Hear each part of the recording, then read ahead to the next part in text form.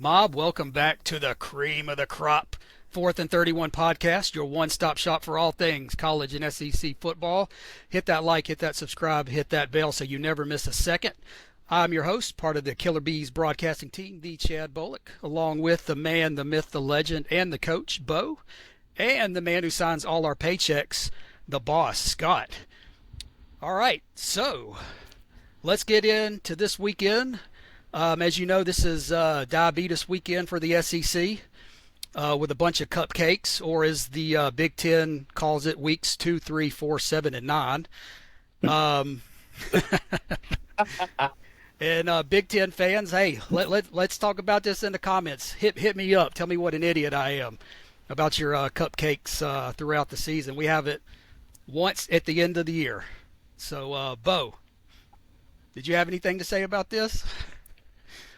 It's just status quo, man. I mean, it's so hilarious because everybody outside the SEC, they always point the finger when the SEC does it, and then you go look at their schedule and you're like, well, my gosh, you've played like one ranked team all year. Let's not even go there. And besides, I mean, we're generous in the Southeastern Conference. We have lots of cash for football, so we like to help support other teams to help get us that one extra win to get to a bowl game. Like one certain, even though they're not in the SEC, but Clemson getting that win this weekend against the Furman Paladins will get them bowl eligibility, which is completely insane to see. They went from playoffs to barely making bowl eligibility, and we'll talk more about that later in my I can't stand it segment. But just talking about the Big Ten, I was going over some stats, and like you said, Chad, there was some kind of a light slate of games this week as far as like power ratings. But I was just looking through schedules and who played who and when they played, and I was looking at Ohio State's 3 best wins of the season, which were against Texas, Washington, and Illinois. And in those 3 games, the Ohio State Buckeyes averaged 274 yards a game and 24 points. And none of those 3 teams are playoff caliber teams. Good teams. I mean, I would consider those pretty solid wins for Ohio State. But when the competition got a little better, Ohio State not quite so invincible. And I wonder because we've seen this before. I mean, we saw this. That really dominant Ohio State team that played Florida in the national championship game, and I mean Ohio State just looked totally unbeatable, and I mean nobody could touch them. I mean they were really good. They had the Heisman Trophy winning quarterback Ted Ginn. I mean that was a really good team, but then they played against a defense that had a slew of NFL guys, and I mean that game was over quick. They couldn't do much. We saw it with USC. Remember they played Texas. I mean, USC just ran roughshod over the Pac-12 that year, and then lo and behold, Texas had some guys that could punch back. And then, of course, Vince Young wins the game at the end. So I just wonder if maybe Ohio State has been slightly inflated this year. With that being said, I mean, Ohio State clearly has the talent to win the national championship. I mean, that's not the debate I'm making. All I'm saying is that. And the 3 closest teams to the playoff teams like they would see down the road, not nearly as dominant, not nearly as productive. So we'll see if that pans out, and we'll revisit that post-playoff. Yeah. Boss, you want to get in on the action here? No, I don't have anything to say about it. I mean, I hear it every day. Ohio State fans are trashing the SEC for whatever it may be. Play somebody. And then when you do play somebody, you struggle. I mean, y'all are the defending champions, and I get it. You won through the playoffs last year, and you got it. All right? Props to you. Good job. How often does that happen? You play cupcakes all year long, and I'm going to talk about another team later that's going to get the same deal. You play soft teams all year long with the occasional speed bump, right? You get to the playoffs, and, hey, if you're on fire, you go and you do it just like you did last year. I didn't see anybody beating Ohio State last year. It happened. It happens. But I'm just saying, generally, traditionally, historically, They play crap teams all year long with occasional speed bump, and here we are in the playoffs. You know, there's a reason you're undefeated. I mean, and you want to claim Texas? Cool. Some of us SEC folks still don't. They're still working their way in.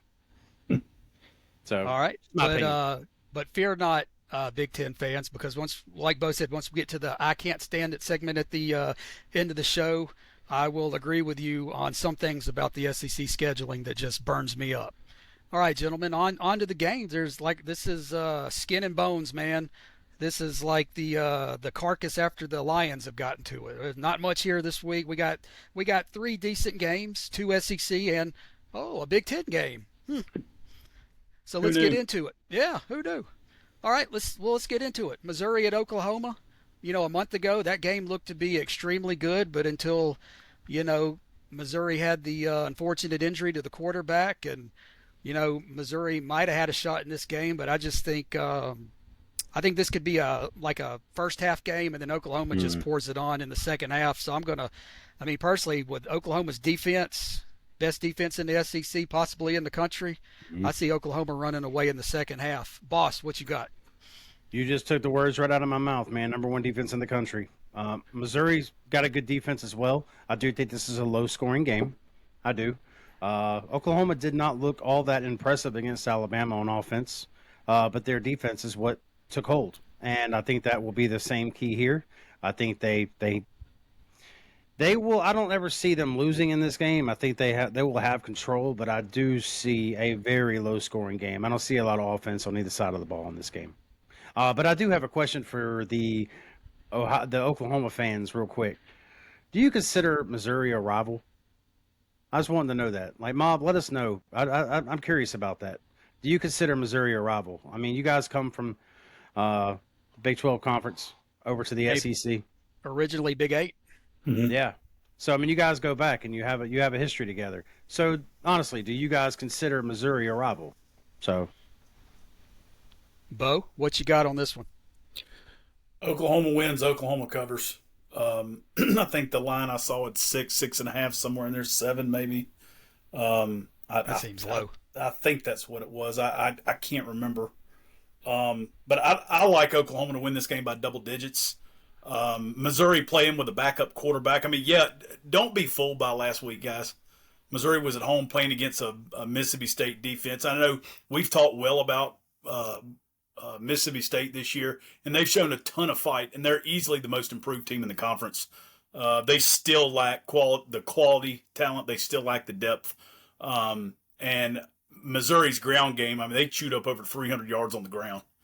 So if Missouri can run it, they're fine, but they're not going to run it at Oklahoma against that defense like that. I just think it'll just be a long day. These are the kind of teams, and Michigan found this out when they went to Norman and got absolutely just curb stomped in that week 2 matchup. If not for one Justice Haynes 75-yard touchdown run, I mean, the quarterback was like 9 of 23 for 100 yards. I don't know. It was abysmal. But these are the kind of offenses that are one-dimensional like this that Brent Venables he gets them like a freaking anaconda and just squeezes them, and then it's over. It's over so fast. It's like you get in there and they kind of invite you in, and then they just all of a sudden they just squeeze the life out of you, and it's done just like that. And before you know it, you're trailing, and then now what you want to do you can't do, and Brent Venables has been the master of taking these one-dimensional offenses and just tearing them apart. Yeah, I agree. I could see this maybe being a decent game for a quarter and a half, but I just think Oklahoma runs away with it. All right, now so Missouri at full strength with Pribula, I give them a puncher's chance because they'll be able to do a few things. Yeah. Because with his ability to run, that kind of gives you a dynamic threat, but just with the backup quarterback, I just don't like that dynamic for the Tigers. Yeah. And on to the second game. I just noticed something about the Big Ten's game of the week. It's 2 Pac-10 teams is their game of the week. So Shocker. There you go, Big Ten. There you go. We got USC at Oregon. This may be my favorite game of the weekend here. Yeah. This is one of those games, non-SEC fans, I'll speak for myself, that I circle. I see it on the calendar. I'm watching that game. I loved all the USC, or they are battles in the Pac-10. Bo, I'm going to let you go because honestly, I don't know who I think's going to win yet. I'm still thinking about it, so I'm going to let you go, Bo. Yeah, Oregon wins and covers.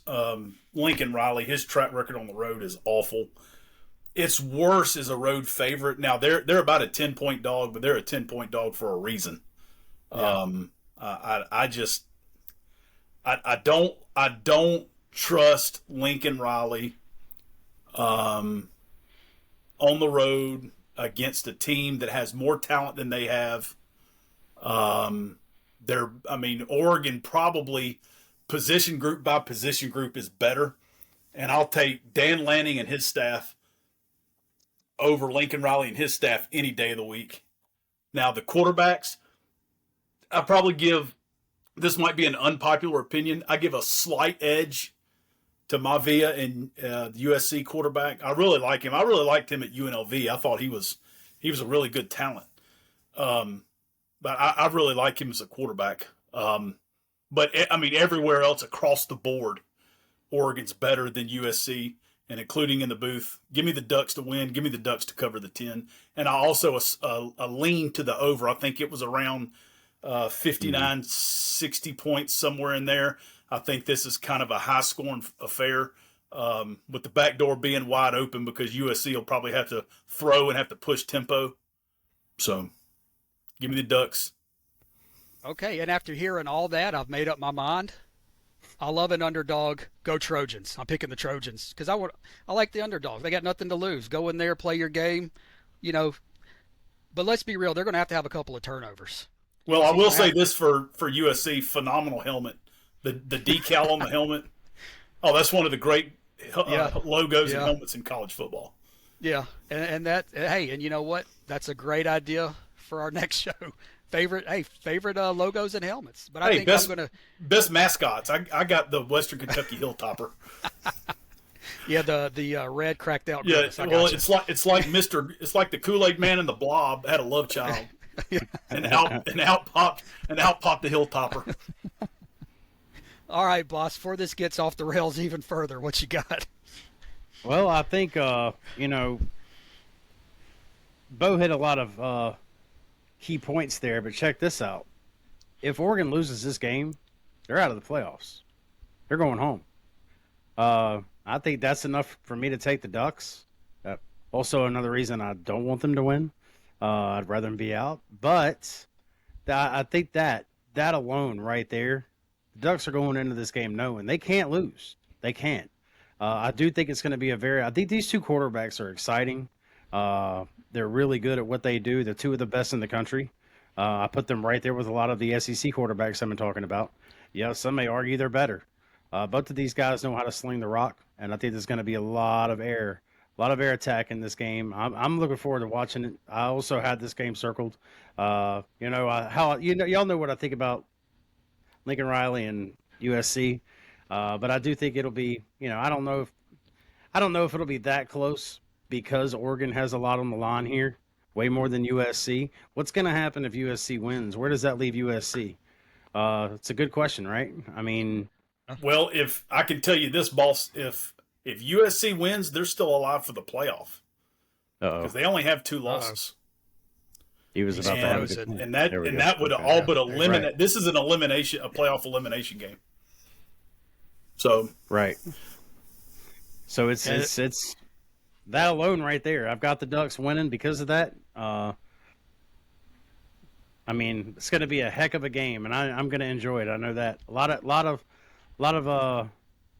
of passes being thrown. A lot of that rock's going to be slung around a lot. So I'm excited about it, and I look forward to that game. Yep. And one note on that, I jotted this down this week in case we got into this conversation because I knew the games were kind of thin. If you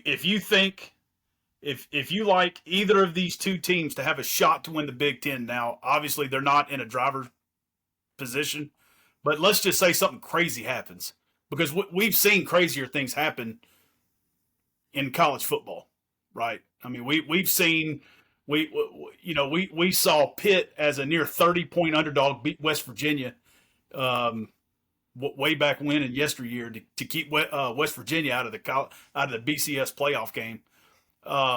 So I mean, it can happen, but you got Oregon at 28-1 to win the Big Ten. Freeze it again. You're talking about just a $10 play. I mean, I'm not talking about big money here. A $10 play at 28-1 on Oregon, who still is in a good position if somebody falters down the stretch, and that also means that USC at 44-1 to me would be worth a $10 play. But for all this to happen, there's another team still involved.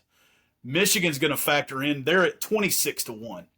So if any one of those three teams could get to the championship game and put you in a position to win at minimum $260 on a $10 bet, I think it could be worth it. I mean, because we've seen the last couple years, Michigan, or especially last year, Michigan couldn't even complete a pass and beat Ohio State. So, I mean, all bets are off when it comes to these rivalry games like this at the end of the year, guys. Yep.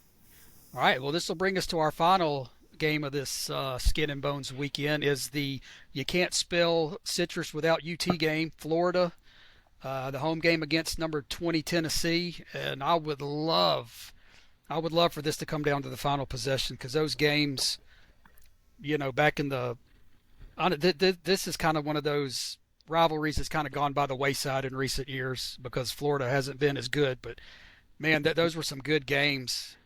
I give Tennessee just a slight edge because I know they're a little better, but going into the swamp, I think Florida's going to play for 4 quarters because they're going to want to beat Tennessee. I got Tennessee winning closer than the experts think. Boss, what you got? Pretty much the same thing. I think Florida's going to look this game. I mean, I'm not calling it the Iron Bowl. I'm not saying it's like Alabama Auburn, but man, this game's usually pretty intense. And I think that's what Florida goes in here, fighting. And I do think this is a 4-quarter game. I do think Tennessee wins. I don't know if they'll cover. I think it's going to be too close. Probably last possession kind of game because of the fight in Florida. I've seen it. We saw what happened after they fired their coach the very next week. I kind of think we'll have that kind of fire because it's Tennessee. They hate Tennessee. Florida fans hate Tennessee. And I just feel like that going in is going to play a huge factor. Their hatred for Tennessee is real, and I truly believe that this is going to be a 4-quarter game. Yeah, and I wouldn't be surprised Tennessee kicking a field goal as time expires to win it like 24-23 or something like that. I just see it one of those classic games that these two teams play. Bo, what you got? Well, to your point, boss, I mean that was good about the fight left in Florida.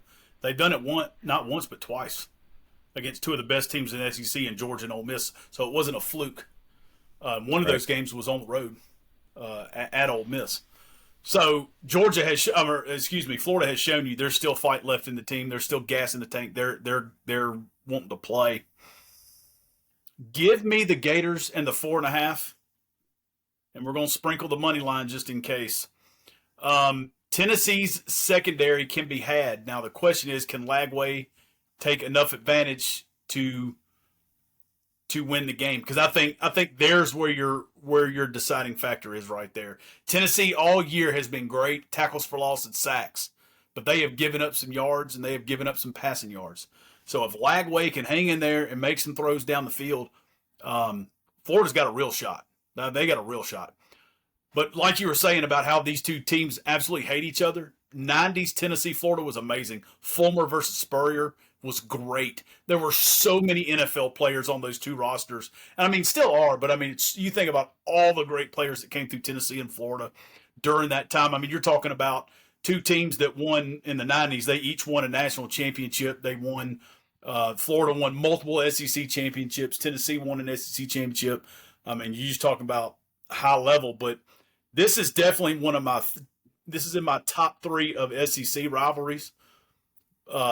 Auburn, Georgia, Tennessee, Bama, and Florida, Tennessee, I think are 3 of the most heated rivals within the conference. And you're going to see that. It's going to be on full display. And Tennessee has gotten their tails handed to them in Gainesville. So, like I said, I like the Gators. And you know what was kind of odd about that early or in the '90s is it kind of sucked because they were the first SEC game of the year. So Yeah, it was always like you, in the first three yeah, games, four yeah. games. So it It was was like one of you the were first ones already out of the behind the gate. eight Yeah. ball, one game into the season, SEC schedule, Yeah, and, and and and it was crazy because, like you're saying, Chad, is like they're playing for the SEC East in their first conference game of the yeah, season. yeah. And to your point about the SEC championship, I believe they won 6 straight from '93 to '98. It was either That's, Florida or Tennessee. yeah, sounds So about right. yeah, so that was a huge rivalry. All right, Mob, let us know about the 3 games. I know it's kind of a lackluster kind of a weekend for games, but nah, we're winding down. And next week's going to be is going to be gold. It's going to be platinum. We're going to have lots of good stuff next week. Oh, So platinum. be sure that you're with us next week. We're going to have some fun. We're going to have a bunch of rivalry stuff next week, and we're going to get after it. So let's move on to Kirby versus Lane TikTok edition. Now, I'm going to let you two have at it because I'm an old man and I don't have TikTok. So get off my lawn. Boss, I will let you go first. Well, first off, I want to say thank you to everyone who's been on TikTok, watching our videos, commenting, joining the show. Thank you so much for your support. Thank you so much for everything you guys are doing. We love it. We love reading your comments, even when they're nasty. We love it all. So Those are Bring those it, are the bring most it. fun ones to read, actually. they Yeah. usually are. We get a good laugh out of a few of those. Yeah, definitely, especially when they're on Brant's videos. Brant Bayless is, Yes. we love those especially. So we Yes. encourage Those those are the as much best. as you. Yeah, those are definitely Yeah. the best. And it's good that we're getting a lot of feedback from fans from not just the SEC, but all over the country. So it's always good to have you guys in. I've just enjoyed the feedback we've gotten from the Lane Kiffin video, whether we're talking about the chaos with him or us praising Kirby Smart. We have Georgia Nation. We have more people here from Georgia. Hey, Georgia folk, with us today than probably any other fan base. All because Coach Bo over here started that with praising what they're doing in Georgia, and we all chimed in. And then I mentioned last week that I'd be pulling for Georgia if Bama gets knocked out, and I think that was huge. These Georgia fans love us, because we're praising them. Hey, the week we play Georgia next week, don't go anywhere. We want you to come back to the show. We're still friends. Just we know we wanted you guys to know how much we respect Kirby Smart and how much what he's done not only for Georgia but what he did at Bama as well.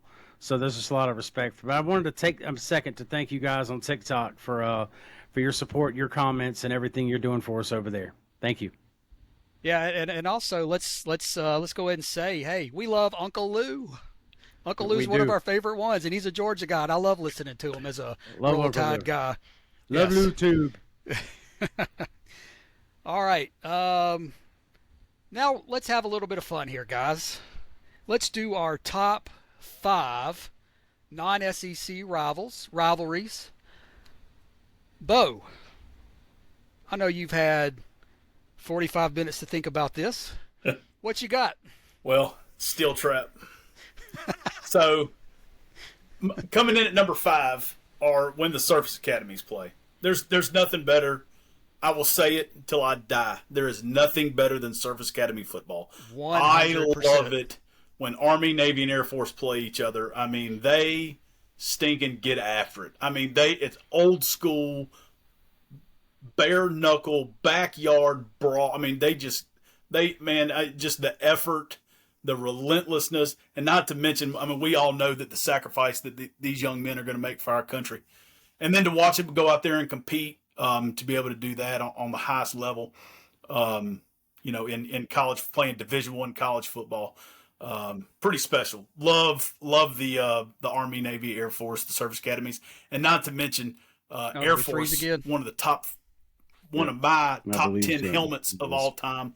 I love that lightning bolt logo, amazing. And then one year where Navy wore the Blue Angels helmets, phenomenal. Nothing can beat that.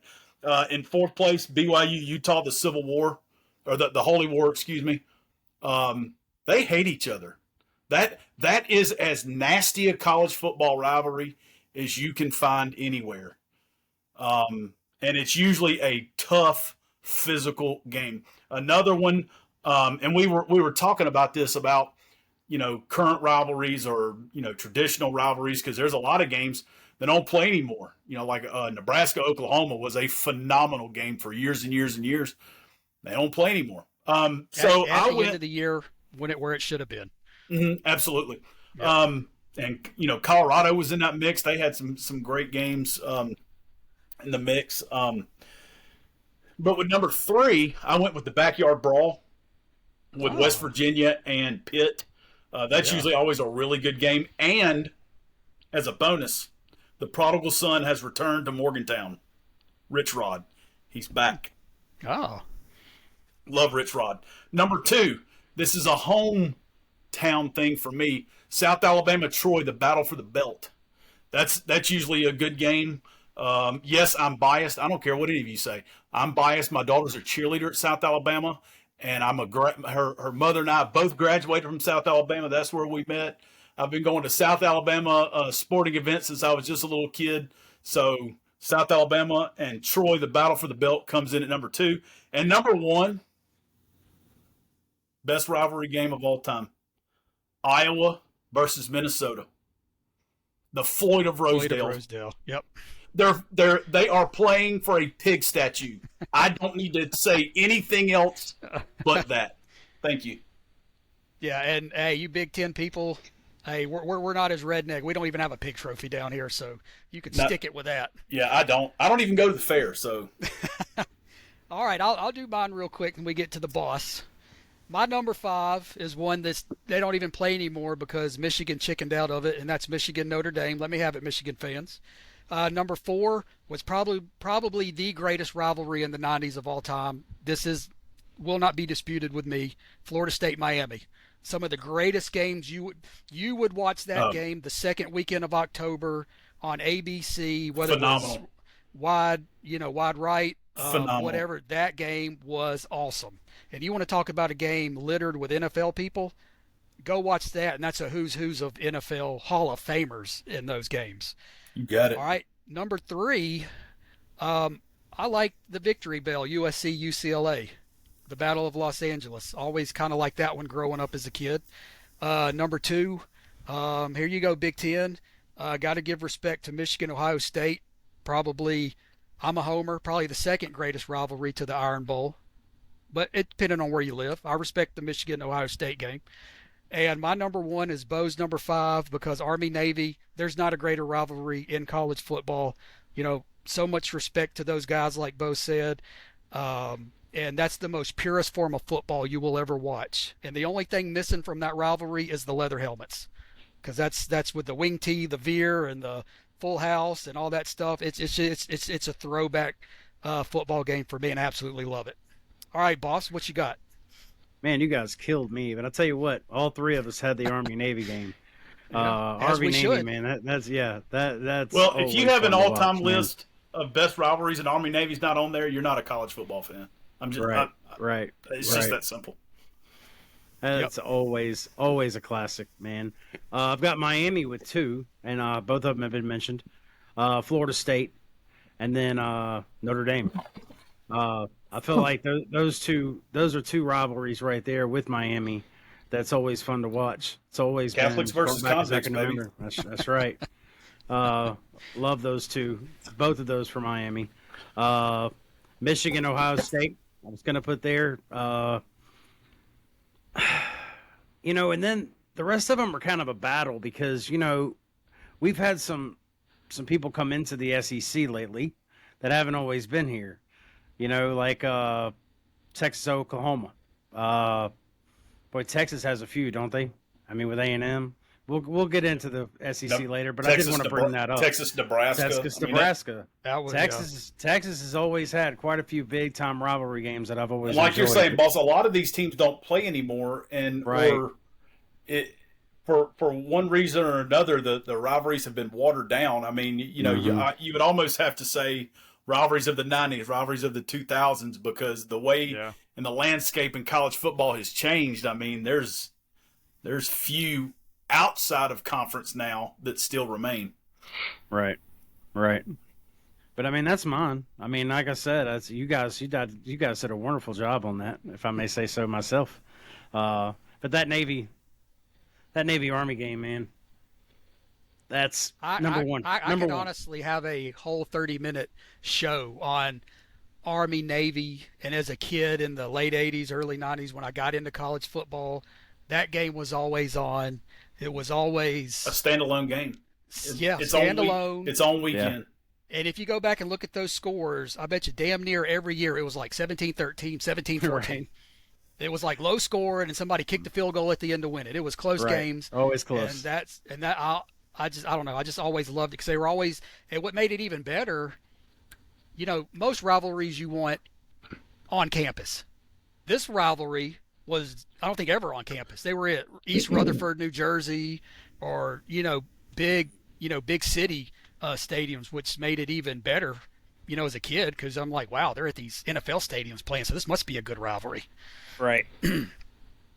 All right, moving on, Bo. I've got a few dollars in my pocket, and I'm not really sure what games to pick this weekend. So, would you help a brother out, and so I could win a few hundred? Well, I don't know about a few hundred. We're playing for pizza money here. Okay, we're not mortgaging the house. We're not betting the kids' college money. This is fun money. Yeah, sorry. Just remember, when you try to win it fast, you usually lose it big. So, No. again, we're going to be responsible. That's my disclaimer, and we're playing for pizza money. Yeah, I pulled a number of games here. You can follow me on Facebook at Jeremy Bo Williams, where I put out my entire list every week, which usually consists of anywhere between 30 and 50 plays, where I give sides, totals, team totals, a number of bets. We don't parlay here. Parlays are sucker bets, so we go straight. So here we go. First play, over NC State, Florida State. I got it at 59.5. I think there will be a lot of points scored in that one. NC State has shown no ability to slow almost anybody down. And I think Florida State's offense will kind of have their way, and NC State's more than capable. Next game, Wake Forest minus 17.5. Some of these numbers are kind of big. All right, but Okay. we're taking Wake Forest minus 17.5. We're taking SMU on the money line. We're going to eat a little extra juice on that one. We're going to take the ponies at home. I'm going against Louisville. Just don't tell my wife, okay? We'll be good. All right, here's a humdinger. We're taking the Charlotte 49ers at plus 44.5 against the Georgia Bulldogs.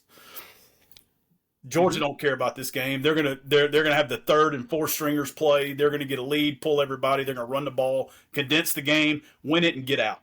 44.5. Okay. Now you said that's the Charlotte 49ers, not the San Francisco 49ers. Charlotte. That is correct. Okay. Gotcha. All right, we're going to take the Georgia Southern Eagles at plus 12.5, and we're also going to sprinkle the money line on that. I love to sprinkle the money line when it's especially a home dog. And when I say sprinkle, take either a quarter to a half of what your bet would be. So, like, mine would be $20. So I would go $20 and then 10 on the money line. Okay. We're going to take UTSA plus 2.5. Maybe you can find a 3. I haven't found one yet, but we'll take 2.5 and we'll give it the sprinkle. My underdog, my super duper underdog of the week, North Carolina Tar Heels plus 7. Definitely sprinkle that. They win outright. Duke on a downward trajectory. Okay. Their season got ended last week with a horrible shellacking to the Virginia Cavaliers. So I like North Carolina. We're going to take Utah minus 17.5. I know, again, a big number. Take it. Take it. Eat it. Eat those points. All right, we're going to take Houston on the money line. Willie Fritz at home on the money line. Yeah, I'm in. South Carolina minus 24.5. Starving for a win. Now, they're not going to let off the gas pedal. If they can score half a hundy in that game, they will. They're playing Coastal Carolina. We're going to take Texas State minus 17.5 against the ULM Warhawks. Probably the worst team in the Sun Belt Conference, ULM. We're going to take the Pitt Panthers, coached by the prodigal son. That's just how we will refer to Rich Rod, as the prodigal son. Plus 2.5 with moneyline sprinkle. We are also going to take the Wisconsin Badgers plus 8.5 with the moneyline sprinkle. And then the last game, we're going to take the LSU Tigers minus 21.5 next week. Western Kentucky is playing for either the chance to go, I think for the chance to go to the conference championship. They're not going to care about this game. This is a throwaway game. They're getting paid. They don't care. LSU starving for a win. They really want this one. They're going to come in and put the hammer down. So you're saying parlay all this? Well, if that's the way you read into it, sure. Okay, gotcha. Yes, right. yes.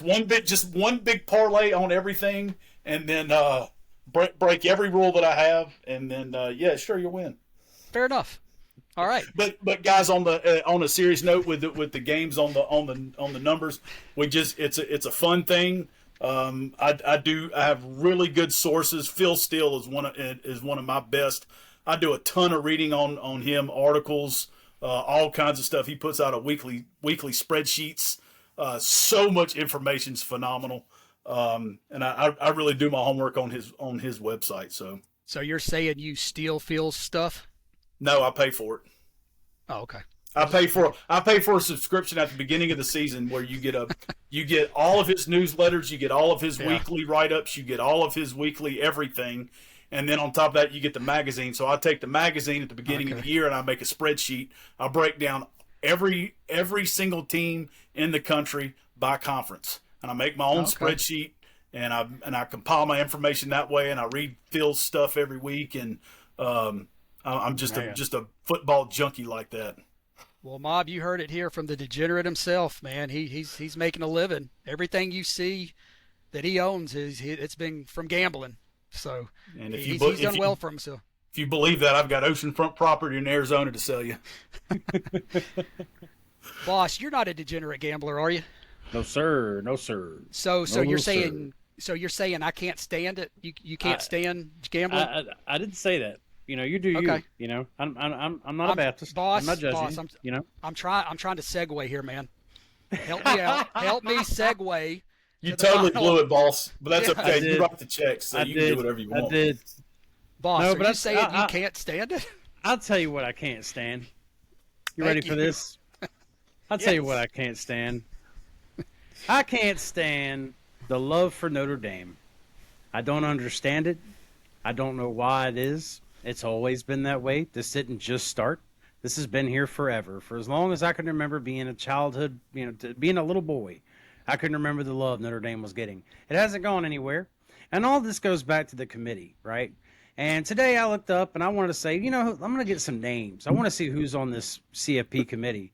And I went and looked at it. And I see a lot of athletic directors on there. A lot of current, a few former. I even saw a head coach on there. Here's my thing. Why? Why are these people on the college? Why are these people determining who's in the college football playoff in the rankings? Why? When I could just name off the top of my head a few people that would be much more suited for that. None of them would be. I don't even know who half of them are, but when I see their titles and I see athletic director, I question that. I don't think those people need to be in charge of who's going to the playoffs. You have way too much invested in one particular school or conference, and you're determining who's getting there and who's not. This is what I can't stand on this show. This is what I can't stand on this particular segment we're doing right now. This is what's on my mind, and this goes back to Notre Dame being where they are. I could name a few more, but that's where my thought process is, because this is exact example. You mean to tell me that Notre Dame has a better resume than Alabama? And yes, I'm saying Alabama. I don't care. I'm a Bama fan. Just look at it. Look at the two resumes, and you tell me which. Scratch off the names of the teams, okay? And just look at the resume. And you tell me which one's better. You mean to tell me anybody with a brain is going to tell me that Notre Dame has a better resume? No, you're not. And if you do, you're not watching the games. You're not watching the football games. Like, I just don't. This is my biggest beef with this committee. And as long as this committee is set in place, guys, we're in trouble. We're in trouble. We're always going to have trouble. Every year we're going to have trouble. I don't care if we go from 12 to 16 to 24. It doesn't matter. It doesn't matter. we're always going to have bias. We're always going to have issues, whether it be with a particular school or a particular conference or whatever it may be. We're always going to have a problem as long as these people are the ones calling the shots, because they have no business doing it, period. We've got to do something about this, and we need to do something about it quickly, because as long as this is in place, we're always going to have problems. And we're going to have them anyway. But man, you can't look at what they put up Tuesday and say that's okay. You can't. And their rationalization about putting Notre Dame ahead of Alabama was Alabama's rushing game. Since when did that become a criteria for playoff spots? Mm-hmm. You know what I mean? So when did that come into place? I thought we were doing strength of schedule. Oh yeah, that's right. That's a lie. I mean, you're going to Alabama struggling running the ball as to why you got Notre Dame ahead of Alabama? Really? Seriously? I didn't know that was the criteria. I didn't know that was a thing now. So we're changing the rules as we go for folks like Notre Dame. Got it. Okay, cool. That's all I got. All right, and mine. Let me go real quick. Mine will be real quick. So Big Ten, I gave you a little bit of a rib earlier in the show, and I promised I was going to be on your side on this. On the SEC scheduling, second to last week in November, I cannot stand these FCS teams that the SEC plays at the end of the year. They do nothing for you. They do nothing for your schedule. There's no reason why you can't play a D1 or an FBS school at the end of the year. And whether it be, get a deal, strike a deal with the Sun Belt, strike a deal with the MAC. If you don't want to play like like an upper level FBS team, strike a deal with the Sun Belt. Play next to the last game of the year. But these Eastern Illinois, there's no reason for it. No reason for it. And it's bugged me for 10 years now. And it's a bad look for the SEC at the end of the year. So, Big Ten, I'm on your side with that. So, there's some common ground here, I feel like. So, but that's what I can't stand are these garbage games, at the end of the year for the SEC. And I know that we play a grinder of a schedule, where most SEC teams are playing 4, 5, and 6 ranked teams, But I think you could do an FCS or an FBS team like the Sun Belt. Just go strike a deal with them. Do play one of those teams. But that's I can't stand it, is these stupid schedules at the end of the year.